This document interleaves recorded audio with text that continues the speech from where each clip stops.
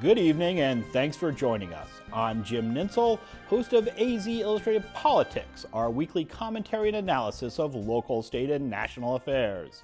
On tonight's show, we'll speak one-on-one with State Representative Adam Kwasman about his plans to run for Congress this year. Plus, our AZ Illustrated Politics Roundtable looks at the governor's veto of SB 1062 and Mayor Rothschild's State of the City address. All that and much more is coming up next on AZ Illustrated Politics. But first, a look at today's top stories. Vice President Joe Biden was in Phoenix this morning. He stopped by a pancake restaurant to talk about health care. The White House is trying to get more people to sign up for health insurance under the federal health care law. Since that became available, about 40,000 Arizona residents have signed up for private health insurance. Another 60,000 have signed up for Medicaid since the law went into effect.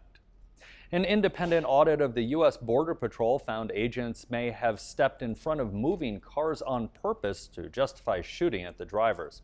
The agency never made the year-old report public, but it was leaked to a news outlet and is now inviting controversy. Customs and Border Protection hired the Police Executive Research Forum, known as PERF, to review past shootings. According to the LA Times, which obtained a copy of the report, PERF also concluded that agents sometimes fired at rock throwers when they could have moved out of the way instead. PERF recommended restrictions on when agents can shoot at drivers and rock throwers, a suggestion the agency rejected. Advocacy groups are now calling for the audit's public release. Southern Arizona will begin March with a winter weather warning. Forecasters with the National Weather Service are predicting snow above 7,000 feet tomorrow night in both the Santa Catalina and the Rincon Mountains. Rain is predicted for the valley. And that's a look at tonight's headlines.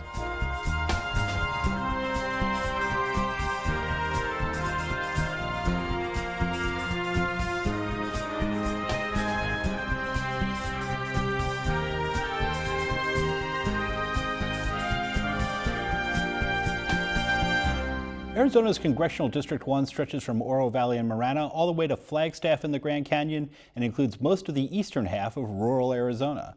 3 Republican candidates are vying for the chance to take on Congresswoman Ann Kirkpatrick, who now represents the area. They are State Representative Adam Kwasman, House Speaker Andy Tobin, and rancher and entrepreneur Gary Keeney. Joining me in the studio today to discuss his campaign is Rep. Kwasman. Representative Kwasman, welcome to the show. Jim, it's great to see you. Thanks. Big news in Arizona this week had to be the SB 1062, the bill that Governor Brewer vetoed this week after a great deal of national attention. You voted for this bill. Were you disappointed in the governor's veto? So let's start first and foremost to say that nobody who voted for this bill, nobody believes that any type of discrimination should ever occur among individuals or businesses. Jan Brewer's veto, while it was disappointing because I believed in what the bill did, it allowed us to move forward and start concentrating on repealing Obamacare. I have a bill to repeal the Medicaid expansion in the legislature and really get focused on job creation. So I'm glad to have the distraction behind us. Well, you say it was not going to be used as a shield to discriminate, but of course it is illegal to discriminate against certain classes of people, women and minorities, but it is not illegal to discriminate against gays, at least in the state of Arizona or on the federal level. And last year, the U.S. Senate passed the Employment Non-Discrimination Act, which would have added gays and lesbians to the classes of people who are protected from discrimination. That passed the Senate with the votes of John McCain and Jeff Flake. Would you support legislation like that in the House if you were elected to Congress? You don't have to look at it. Here's the deal. When it comes to, I understand that protected classes such as race and creed were very important at their specific times. I, for one, don't believe we're in a Selma, Alabama situation in modern civil society. And I believe that individuals acting as individuals, as free individuals, and trading with one another, I'll give you an example. If there were a restaurant that didn't want to serve homosexuals or Jews or people with red t-shirts for any reason, if they wanted to discriminate, I would absolutely be against going there. I would tell my friends, I would Facebook it, I would protest. But putting the heavy yoke of government on people who want to practice their religion freely, which, by the way, this bill had nothing to do with sexual orientation as a class structure. That had nothing, as a protected class. This bill had nothing to do with that. It was made into it by the professional left. But when we talk about protected classes, like you said, it was a federal level. It's not talked about at the state level. The city of Tucson placed a protected class statute in, which is what this bill standardized back to the state level.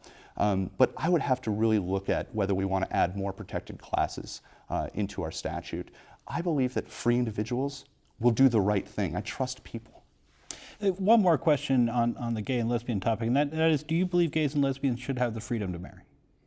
You know, so I'm running for the United States Congress, so I think whether you believe in it or not, it has nothing to do with the purview of Article 1, Section 8 of the United States Constitution, but I believe in traditional marriage personally.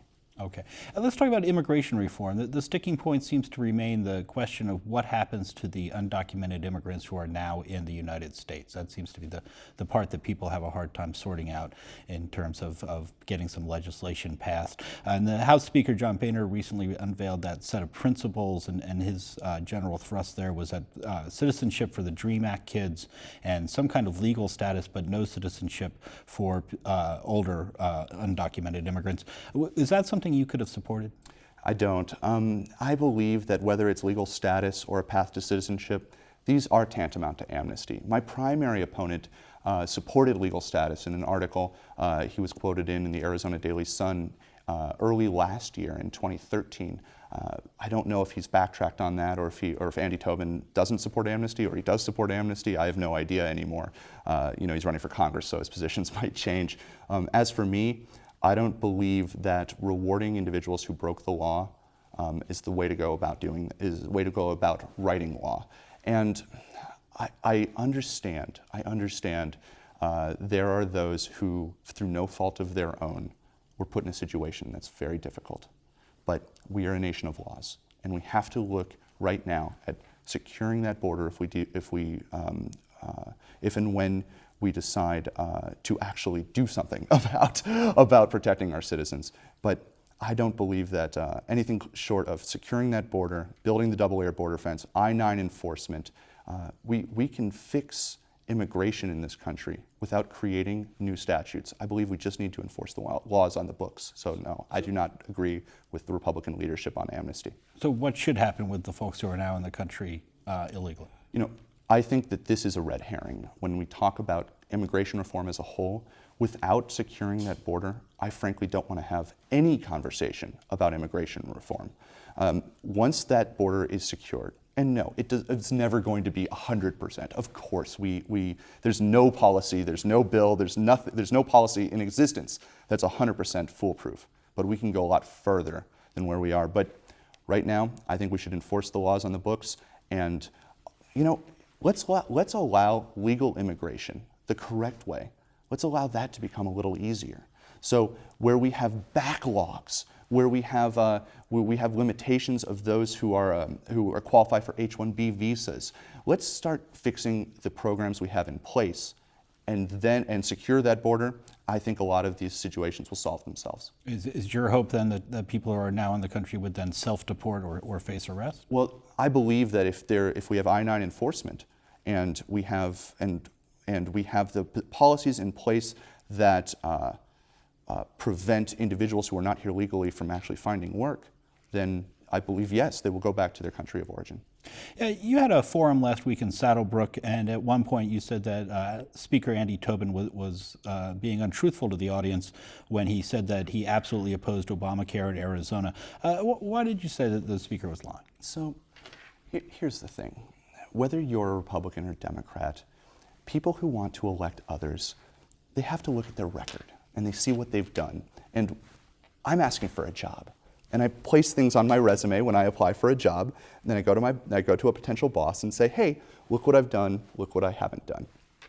Andy Tobin, just because he voted against the governor's plan for Medicaid expansion, you cannot ignore the fact that he wrote his own Medicaid expansion plan. Andy Tobin wrote his own Obamacare plan. He floated it, it was in the newspapers, he was quoted in articles about it. He tried to negotiate with the governor for Obamacare. I don't believe we should have any negotiation when it comes to Obamacare. We should reject that whole cloth.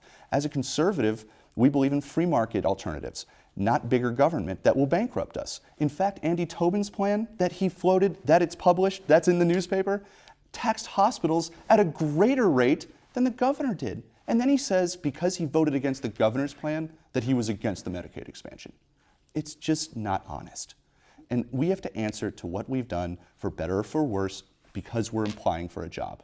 And I don't see it as legitimate or honest to say, hey, I did this, but I was against it the whole time. It's just not right.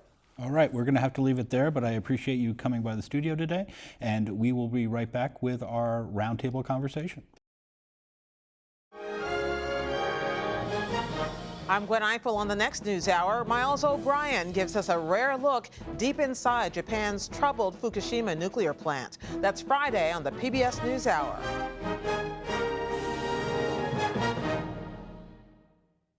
Tonight, Arizona Week with Lorraine Rivera focuses on SB 1062, the Religious Freedom Restoration Act. Now that it has galvanized so many, what will the political ramifications be? That's tonight at 8:30 on PBS 6. Earlier this week, Governor Jan Brewer vetoed SB 1062, which would have allowed individuals and businesses the right to refuse to provide services to certain customers on religious grounds. The legislation had put the state in the national spotlight and was widely opposed by gays and lesbians, the business community, and many others. Joining me to talk about that bill and other topics, Republican National Committeeman Bruce Ashe and Pima County Democratic Party Chairman Don Jorgensen. Thank you both for being here. Bruce, I want to start with you on this one. You came about against this legislation earlier than some of your fellow Republicans, and I saw you agitating on Facebook about why the governor had not yet vetoed this legislation. Why did you think it was a bad idea? The bill just didn't feel right. The bill has merits. This was ill-timed. It was an overreaction, I think, to certain parts of Obamacare, which have had an impact on organizations of conscience. This was not the time to do such a thing. The governor actually, I think, had vetoed the same bill twice in the past.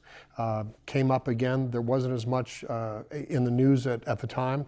And the LGBT community, I think, just had a field day. And it really got everybody's emotions up. I would ask this question. I'm Jewish, and members of the Orthodox community would have a hard time if you looked at all the facts and so on of 1062. If a religious man, if an Orthodox man was required to bake a cake and deliver it on Shabbat, on Saturday, is the government going to force him to do that because his religious beliefs don't permit him? These are very, very difficult areas. This bill, again, was thrown together without any type of discrimination into getting the bill right and to really talking about the issues. This was a issue not in search of a solution. It was a solution in search of an issue. We didn't need this bill right now. And we're going to talk about this in much more depth later this evening on the station on Arizona Week. But I want to ask you, Don, the backlash on this was really remarkable to witness. Why do you think there was such a backlash after the bill passed? Well, it was religious discrimination, and discrimination in a lot of ways. And I think there were three different areas of focus or interest groups that were really aligned. The folks that were conscious of an erosion of rights that have been occurring over and over in the Arizona legislature, several bills attacking voting rights, women's rights, and here LGBT rights. Folks who have their radar up about discrimination bills, thanks to SB 1070 previously and now 1062.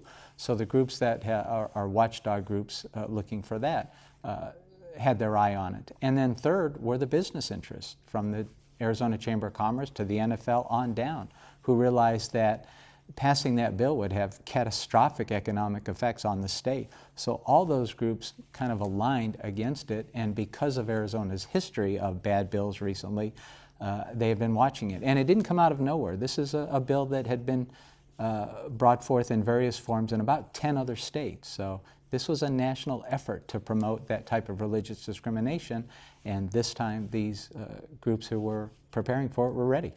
And Bruce, one of the groups behind this was the Center for Arizona Policy, which is a powerful Christian conservative lobbying organization, and the head of that is Kathy Herod. Do you think she may have lost some of her influence among lawmakers as a result of this legislation? I think the timing was bad. I disagree with Don that this was a discrimination bill any more than 1070 was. Ill-conceived, perhaps. Not thought out in the political sense. This is an election year. You generally don't expect to see something like this come up that could, bubble up and create such a problem. I'm not sure that I'd want to be in charge of the political strategies right now at the Arizona legislature. This was not very good strategy. We can argue all we want whether the bill was discriminatory or not. The governor didn't sign it. It's not law.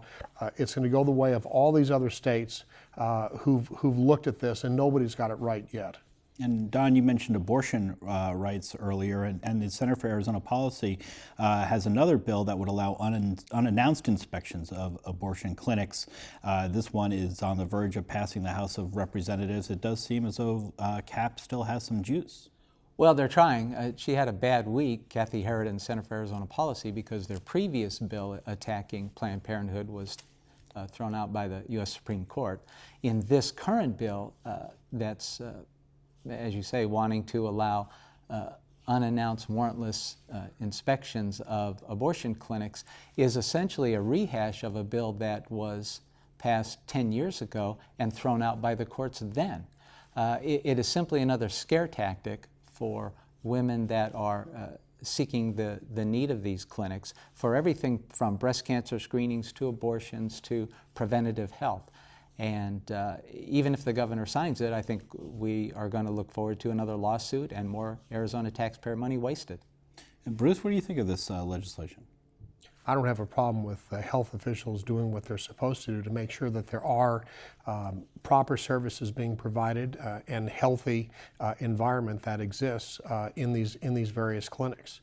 It's not unfair to women for that to happen, and nobody needs a warrant to do that. Frankly, any property my company operates is subject to inspection at any time for any reason that anybody wants. Public offices shouldn't be exempt from any scrutiny when they come under the jurisdiction of the state government or the federal government. And Don, the concern from Planned Parenthood is not that the current health department would have problems with them, because they say they have a good relationship with the officials there now, but they're afraid it would be a political situation where these surprise inspections would become very routine. Absolutely, and it's not a government office. These are private offices.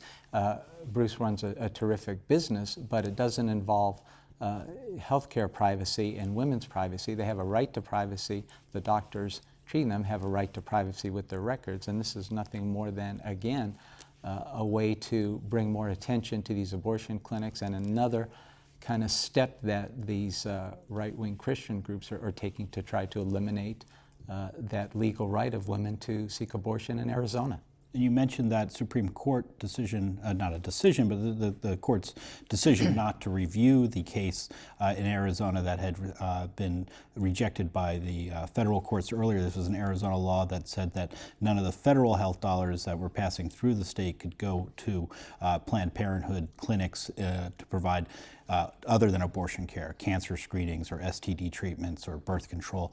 And they tried to say that the Planned Parenthood was not qualified to receive these funds, and the courts said you can't define qualified in that manner. That's correct. That was the Planned Parenthood's position, is that they were qualified, and the federal law said that the state could not refuse to pass through those dollars to any qualified provider. They wanted to state that these clinics were unqualified simply because they also provided abortion services, and as you said, the courts threw that out. And Bruce, this was not the first state to go down this road, and the courts had already pretty well established that this was the precedent. Do you think Arizona made a mistake by spending so much money fighting this one? No. I think Planned Parenthood is one of the chief leaders in the war on women. They've been also against minorities from the very outset that the organization was formed. And when millions and millions of dollars, taxpayer dollars, are going to Planned Parenthood, supposedly to do breast cancer screenings and the rest.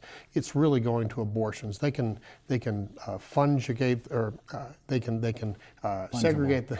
It's all fungible. They can segregate the dollars however they want. At the end of the day, it's funding abortions, and that's I think not a good thing.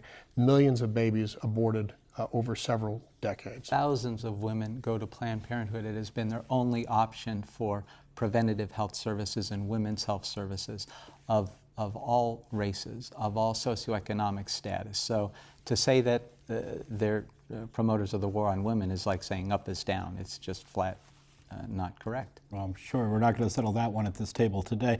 Earlier in this program, we had State Representative Adam Kwasman discussing his congressional campaign, and we have Congressional District 1, a very large district, includes Marana and Oro Valley, but also the eastern half of the rural portion of the state, Flagstaff, the Indian reservations, the Grand Canyon. Ann Kirkpatrick currently represents that. You have 3 Republicans running in that district, Mr. Kwasman in the House of Representatives, the House Speaker Andy Tobin, and a rancher entrepreneur, Gary Keeney, who's a newcomer to politics. I saw them debate last week up in Saddlebrook, and it seemed like Mr. Keeney really kind of had this folksy charm he was trying to express on the stump, and he was saying that the other 2 are career politicians. Bruce, how do you read this race and how it's going up there? Keeney's going to raise a lot of money. Kwasman and Tobin have raised a lot of money. There's an awful lot of folks who are dissatisfied with Ann Kirkpatrick, her stand on Obamacare, her continued support of Obamacare. Obamacare is not popular at all in CD1. Whichever candidate I think is most able to connect with voters is going to be the one that wins this election. It's going to be a horse race all the way until the end. Keeney's got into it a little late. He's raised a lot of money, and he is traveling everywhere around the district to meet people, and seems to be making a pretty good name for himself. A rodeo cowboy. He's got photos of himself out there roping calves and things like that. I suspect that'll resonate well. Yeah, it's authentic in that district.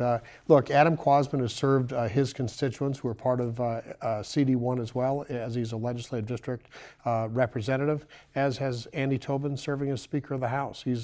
Tobin's been around for a long time and has handled a lot of very, very good legislation for the benefit of all Arizonans. And Don, this is, people are saying it's going to be a tough year for the Democrats. It's the president's 6th year. It's midterm elections. You have a different electorate turning out. Ann Kirkpatrick won that race by, I think, 5 or 6 percentage points in the last election. How does she win this time out? Well, it is a competitive district, so I think every 2 years will be a challenge. I think she can run on a record, frankly. She's proven herself to be a moderate. She's worked in a bipartisan way on many issues related to jobs, related to veterans benefits. She was the, I think, only congressional Democrat from Arizona to pass a bill, and that was reducing the VA backlog. But she knows that district. It's rural, as you pointed out. It's very different, and that'll be a challenge for whoever comes out of the Republican primary to shift from running to the far right to win the primary back to the moderate area. But then they're facing Congresswoman Kirkpatrick, who, yes, has supported Obamacare proudly because it has resulted in tens and tens of thousands of Arizonans having access now to health care for the very first time. Many of those rural, poor, in her district that have health care thanks to that effort. Yeah, let's shift gears over to the city of Tucson. Mayor Jonathan Rothschild delivered his State of the City speech this week. He focused on what he called the 5 T's: technology, tourism, trade, transportation, and teaching. Spoke to one person in the audience who said he left out tattoos, tacos, and transients. Don, what do you think was the important takeaway from that speech?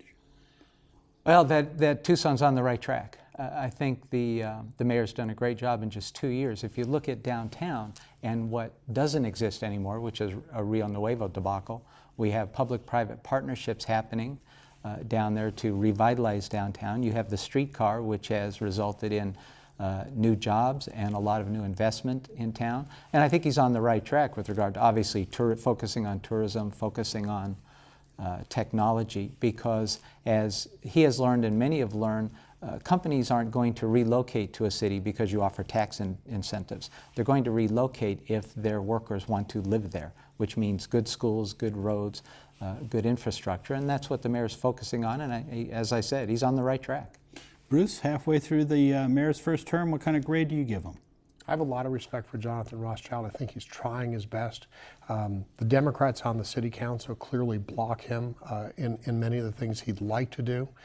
We saw at the state of Arizona when the economy was at its lowest, one of the things the state legislature did was pass a bill to limit any future regulations coming from the state in order to help promote business, stimulate job growth, and so on. I'd like to see that same sort of thing here at the city of Tucson. The council has talked a lot for a number of years about being pro-business. It's time they show it. And I think Jonathan Rothschild would be somebody who would do well to promote that. Big story this week, Defense Secretary Chuck Hagel announced that he wants to significantly scale back the armed forces, including the elimination of the A-10 fighter jet, of course, home here at Davis-Monthan. Huge impacts and concerns that DM could close. Bruce, you think the future of the A-10 is shaky here? I think the future of the A-10 is limited. It will be here for a while. There's no alternative to that ground support attack plane at this time. We lack influence in Congress. Ron Barber really has little, at least little that he's willing to exercise. Raul Grijalva is against most things that are for the common defense of this country. Somebody who's boycotted, who's sanctioned boycotting Arizona. We need people serving Southern Arizona who truly have the interests of all Arizonans. There are thousands of jobs involved, and it doesn't just affect Davis-Monthan. This gut of the military also affects Raytheon and it affects Fort Huachuca. These are all important drivers to our economy here in Southern Arizona, and it's time that we elect representatives who are going to look out for the jobs of all Southern Arizonans. Don, Ron Barber not showing enough influence on the A-10? Ron Barber led the fight and has led the charge to keep the A-10 there. He was successful in delaying a decision through 2014, which kept it here and gave them time to send a letter and make contact with President Obama about it. You mentioned the lack of congressional action or effectiveness, and I'd have to identify our two senators, Flake and McCain, who did nothing to support Ron Barber in this effort to keep the A-10. And it is a serious issue here because eventually it will go away, and unless there is a mission to replace it, that puts DM under threat with the next round of base closures in 2017. I think we all need to be very, very concerned about the defense cuts that have taken place because not only do they affect Southern Arizona, they hollow out the military in our influence around the world. We see what's going on right now in Ukraine as a prime mover of that. Russians moving troops into Ukraine, actually occupying the Crimea as we talk here this evening. All right, and we are just about out of time here, but I do want to mention Arizona Wildcats looked very good on Wednesday night, Bruce. I'm giving no more predictions about the Arizona Wildcats after my last bad prediction. Cost them a win there. Don, the Cats going to do okay on Sunday? Cats are back on a roll, and so I predict 15 points easily. Take his word for it. That's one thing you can depend upon him for, prognosticating the Wildcats. All right, very good. Thank you guys for being here. We will be right back with some closing thoughts. That's our show for today, but you can learn more about politics by visiting news.azpm.org or by following us on Facebook and Twitter.